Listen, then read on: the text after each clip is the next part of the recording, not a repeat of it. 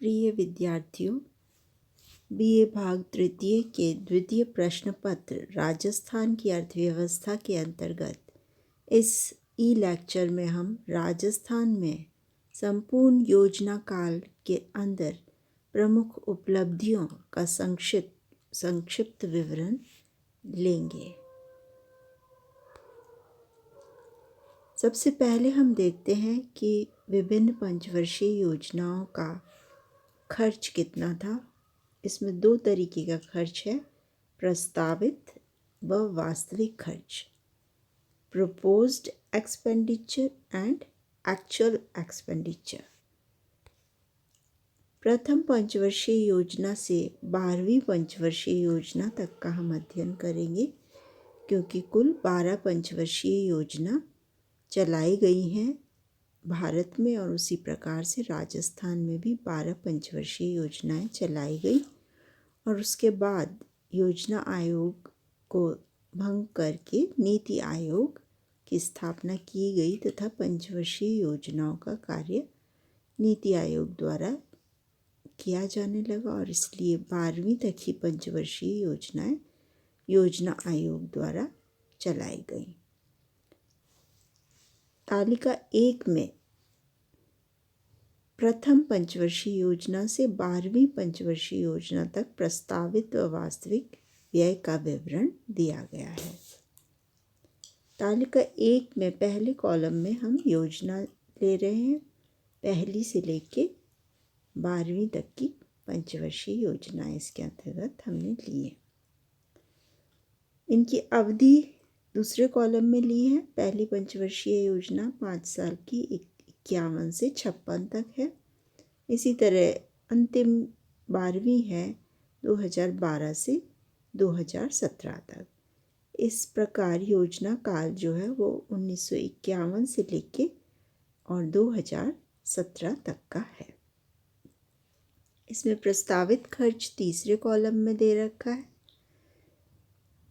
प्रथम पंचवर्षीय योजना में 65 करोड़, दूसरी में 105, इस तरह से ये लगातार बढ़ता चला गया है। और 8वीं पंचवर्षीय योजना में 11,500 करोड़ रुपए से बढ़ते हुए 12वीं पंचवर्षीय योजना में 1,96,992 करोड़ रुपए हो गया। जबकि वास्तविक खर्च जो चौथे कॉलम में दे रखा है वह प्रारंभ में प्रस्तावित से कम था। प्रस्तावित 65 करोड़ रुपए था तो वास्तविक सिर्फ 54 करोड़ रुपए था। उसके बाद ये निरंतर बढ़ता चला गया और चौथी पंचवर्षीय योजना में लगभग बराबर रहा, जबकि 5वीं पंचवर्षीय योजना में बराबर है। और इस तरह से विभिन्न पंचवर्षीय योजना में ये बराबर सही रहा है। जबकि 9वीं पंचवर्षीय योजना में यह प्रस्तावित व्यय से कम है, और उसके बाद की पंचवर्षीय योजना में इसमें काफ़ी अधिक वृद्धि दिखाई देती है। इन तीनों में यह प्रस्तावित से काफ़ी अधिक है। तालिका 1 के अध्ययन से क्या स्पष्ट होता है कि राजस्थान सरकार ने अपने साधनों की सीमितता के बावजूद एक महत्वपूर्ण धनराशि योजनाओं के लक्ष्यों या उद्देश्यों को हासिल करने पर खर्च की है। 8वीं, 10वीं, 11वीं व 12वीं योजना में वास्तविक खर्च इनके प्रस्तावित खर्च से काफ़ी अधिक है। प्रथम योजना में योजना खर्च मात्र 54 करोड़ रुपए था, जो 12वीं योजना में बढ़कर 3,18,629 करोड़ रुपए हो गया। ये जो आंकड़े हैं ये राजस्थान इकोनॉमिक रिव्यू से लिए गए हैं, जो कि अनंतिम या प्रोविजनल आंकड़े ही उपलब्ध हैं।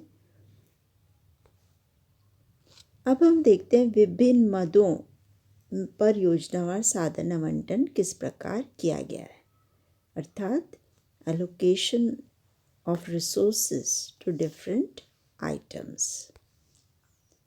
प्रत्येक योजना में निर्धारित लक्ष्यों के अनुरूप साधन आवंटित किए जाते हैं। साधन का मतलब बजट आवंटित किया जाता है, वित्तीय साधन आवंटित किए जाते हैं, व्यय आवंटित किया जाता है। तालिका 2 में विभिन्न योजना मदों पर साधन आवंटन का प्रतिशत दर्शाया गया है। इससे किसी योजना की प्राथमिकताओं का पता चलता है। जैसे पहली पंचवर्षीय योजना में यदि साधन आवंटन सिंचाई पर सर्वाधिक है तो इसका मतलब प्राथमिकता किसको दी गई है? सिंचाई को दी गई है। उद्योगों पे बहुत कम है, इसका मतलब उद्योगों को प्राथमिकता नहीं दी गई है। इसी प्रकार से अन्य पंचवर्षीय योजनाओं में जिस पर अधिक व्यय का प्रतिशत आवंटित किया जाता है उसको अधिक प्राथमिकता दी गई है, ये पता चलता है। और ये प्राथमिकताएं किस हिसाब से तय की जाती हैं? लक्ष्य या उद्देश्यों के हिसाब से। तो यहाँ तालिका 2 में हम योजनावार साधन आवंटन जो कुल खर्च का प्रतिशत है वो देखते हैं। पहले कॉलम में योजनाएं दे रखी हैं प्रथम से लेके 12वीं पंचवर्षीय योजना तक। इसमें अलग अलग मदें कौन सी हैं? पहली मद है कृषि व ग्रामीण विकास, दूसरी सिंचाई व बाढ़ नियंत्रण, तीसरी ऊर्जा, चौथी परिवहन, पांचवी उद्योग व खनिज, छठी सामाजिक व सामुदायिक सेवाएं और अन्य। इस प्रकार से हम देखते हैं कि प्रथम पंचवर्षीय योजना में सर्वाधिक सिंचाई व बाढ़ नियंत्रण के लिए आवंटित किया गया व्यय कुल खर्च का प्रतिशत है। तो जो भी हमने खर्च के आंकड़े देखे थे उसको अब हम प्रतिशत के रूप में गणना करके देख रहे हैं कि कुल में से सिंचाई व बाढ़ नियंत्रण में 58% खर्च हुआ जो सर्वाधिक था। द्वितीय पंचवर्षीय योजना में सिंचाई व बाढ़ नियंत्रण पर 27% हुआ और सामाजिक व सामुदायिक सेवाओं पर 24%, अन्य पर इनसे कम हुआ है। तृतीय पंचवर्षीय योजना में सर्वाधिक 41% सिंचाई व बाढ़ नियंत्रण पर किया गया है। चौथी पंचवर्षीय योजना में सिंचाई व बाढ़ नियंत्रण पर 34% और ऊर्जा पर 30% व्यय किया गया है, जबकि सामाजिक व सामुदायिक सेवाओं पर 23% व्यय किया गया है। इस तरह से हम देखते हैं छठी पंचवर्षीय योजना तक सिंचाई व बाढ़ नियंत्रण पर सर्वाधिक व्यय किया गया है और छठी योजना में ऊर्जा इसके बराबर आ जाता है, 26% दोनों का है। और फिर उसके बाद में अधिकतम व्यय ऊर्जा के ऊपर खर्च किया जा रहा है। सिर्फ 9वीं पंचवर्षीय योजना में यह सामाजिक व सामुदायिक सेवाओं के ऊपर सर्वाधिक व्यय किया गया है। 12वीं पंचवर्षीय योजना में सर्वाधिक ऊर्जा पर किया गया है और सामाजिक व सामुदायिक सेवाओं का स्थान द्वितीय है इसके अंदर। तालिका 2 में दिए आंकड़ों के विश्लेषण से क्या स्पष्ट होता है कि पहली 5 योजनाओं में प्रथम पंचवर्षीय योजना से 5वीं पंचवर्षीय योजना में सिंचाई को सर्वोच्च प्राथमिकता दी गई। छठी योजना में सिंचाई व ऊर्जा को समान वजन 26% प्रत्येक दिया गया। 7वीं, 10वीं, 11वीं और 12वीं योजना में ऊर्जा को सर्वोच्च प्राथमिकता दी गई। 9वीं योजना में सामाजिक व सामुदायिक सेवाओं को सर्वोच्च प्राथमिकता दी गई। हमने देखा था कि इसमें बजट भी काफ़ी कम था। इसी प्रकार चौथी, 5वीं व 9वीं योजना को छोड़कर अन्य समस्त योजनाओं में सामाजिक व सामुदायिक सेवाओं को दूसरी प्राथमिकता दी गई। ये खास तौर से गरीब वंचित लोगों के लिए और सामान्य जन के लिए दी जाने वाली सेवाएं हैं। अब हम देखते हैं कि योजना काल के जो 66 वर्ष थे, 1951 में पहली पंचवर्षीय योजना प्रारंभ हुई तथा 2017 में 12वीं और अंतिम पंचवर्षीय परियोजना समाप्त हुई। ये कुल 66 वर्ष में उपलब्धियों का हम संक्षिप्त विवरण देखते हैं। विद्यार्थियों, यहाँ आपको ये ध्यान देने की ज़रूरत है कि एग्ज़ाम में ये क्वेश्चन अगर आपको अटैम्प्ट करना है तो सभी आंकड़े आपको याद होने चाहिए। और आंकड़े याद करने का सबसे सरल तरीका ये है कि आप आंकड़ों के नोट्स बनाएं और उसमें अपनी रजिस्टर के अंदर आप 2 कॉलम्स बनाएं। इस कॉलम के अंदर, छोटे कॉलम में आप आंकड़े लिखें और बड़े कॉलम के अंदर आप उसका विवरण लिखेंगे। और इस तरह से आप इसको छिपा कर आंकड़ों को और याद कर सकते हैं सरल तरीके से। इस प्रकार जो ये आंकड़े हम देख रहे हैं उन सभी के आप नोट्स बनाकर और उन्हें नित्य रिवाइज करें। तो यह आपके न सिर्फ इस एग्ज़ाम के लिए अच्छी तैयारी होंगे, बल्कि इसके अतिरिक्त राजस्थान की जितनी भी नौकरियां होती हैं, उनके प्रतियोगिता होती हैं, उन प्रतियोगिता परीक्षाओं या प्रतियोगी परीक्षाओं, कॉम्पिटिटिव एग्ज़ाम्स के लिए भी ये आपके लिए काफ़ी फ़ायदेमंद होंगे। यदि हम संपूर्ण योजनाओं पर एक दृष्टि डालें तो हम देखते हैं कि राज्य ने कुछ क्षेत्रों में महत्वपूर्ण उपलब्धियां हासिल की हैं, लेकिन कई क्षेत्रों में आशा के अनुकूल या जितना सोचा था उतनी सफलता नहीं मिली है। जो हमें कई आंकड़े उपलब्ध हैं वो 1960 से 1914 के बीच के उपलब्ध हैं, क्योंकि 1951 से सभी आंकड़े उपलब्ध नहीं हैं। तो उनका अध्ययन हम 1960 से 1914 तक के लिए करेंगे। इसमें से एक है राज्य शुद्ध घरेलू उत्पाद, स्टेट नेट डोमेस्टिक प्रोडक्ट। ये दिखाता है हमें राज्य की आय, और राज्य की आय में जब हम वृद्धि देखते हैं तो उस पर कीमतों का भी बहुत अधिक प्रभाव पड़ता है।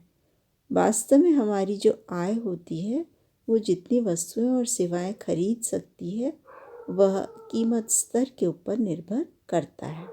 इसलिए जो ये तुलना की जाती है वह स्थिर कीमतों पर की जाती है। सरकार एक स्थिर कीमत निश्चित कर देती है। सारे देश के लिए एक ही होती है ये, राजस्थान के लिए भी, अन्य राज्यों के लिए भी और संपूर्ण भारत के लिए भी। तो ये 2004-05 की स्थिर कीमत, मतलब 2004-05 का जो थोक मूल्य सूचकांक था, उसके आधार पर यदि देखा जाए तो 1960 से 1914 के बीच राज्य की आय जो है वह 5.8% की वृद्धि से बढ़ी है। 5.78 है, जिसको हम राउंड अप करके 5.8% कह सकते हैं। तो ये काफ़ी अधिक नहीं कही जा सकती है। इस दीर्घावधि में कृषि की विकास दर 5.68% रही, उद्योग विकास दर 6.35% की वृद्धि दर व सेवा क्षेत्र में 6.43% की वृद्धि दर हासिल की गई।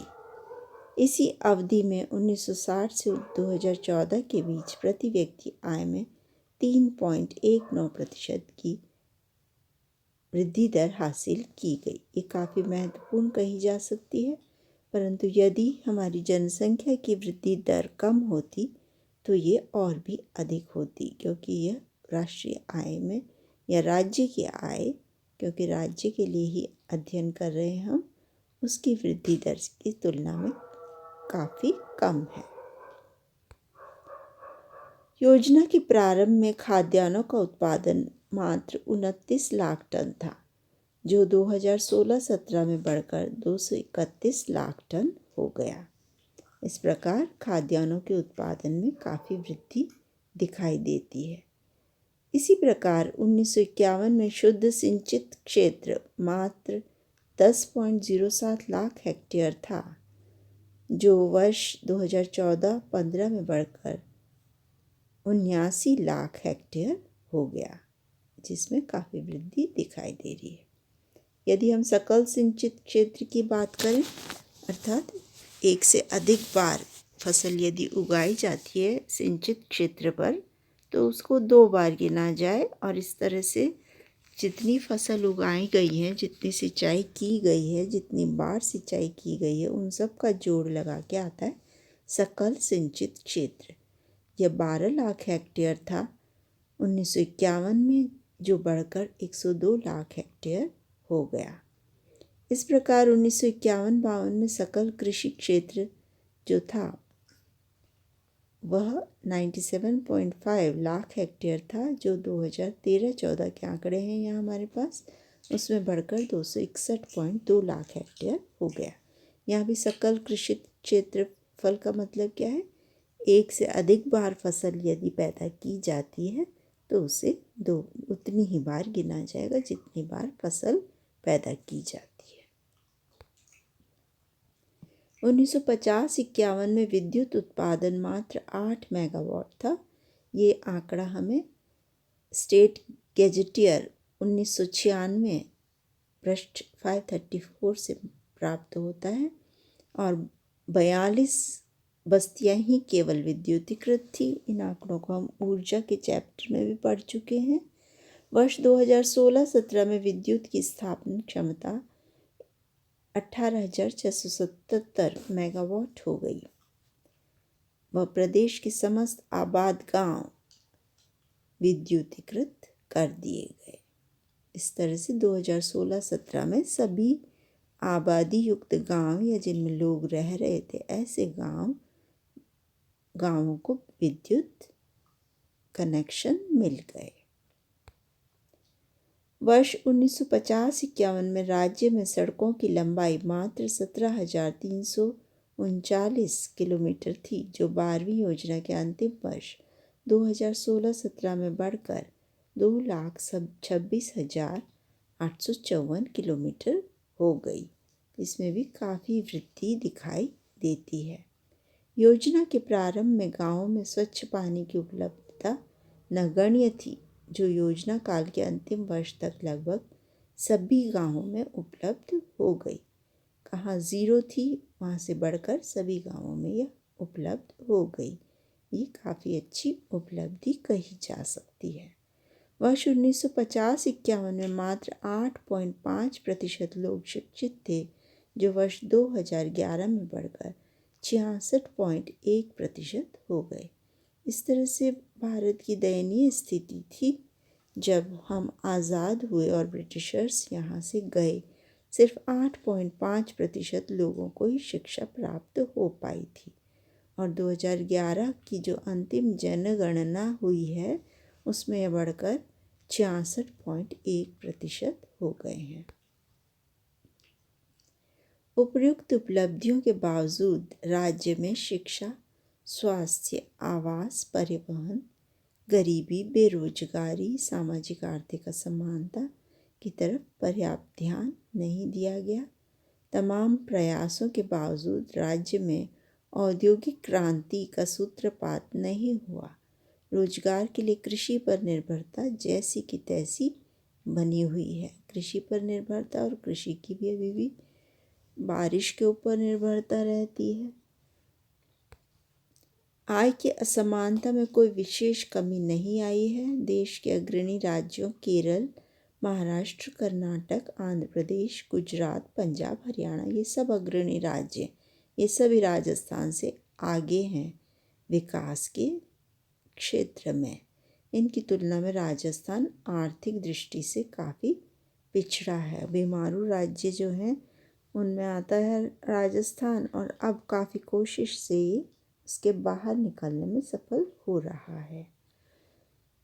लेकिन निराशा की बात नहीं है, क्योंकि प्रजातांत्रिक ढांचे में आर्थिक प्रगति धीमी अवश्य होती है, लेकिन यह सतत व सही दिशा में होती है। कहते हैं ना, slow and steady wins the race. यदि लगातार प्रयास करते रहें, निरंतर करते रहें, सतत करते रहें, तो सफलता अवश्य प्राप्त होती है। इसी के साथ हम इस ई लेक्चर को यहीं विराम देते हैं। धन्यवाद।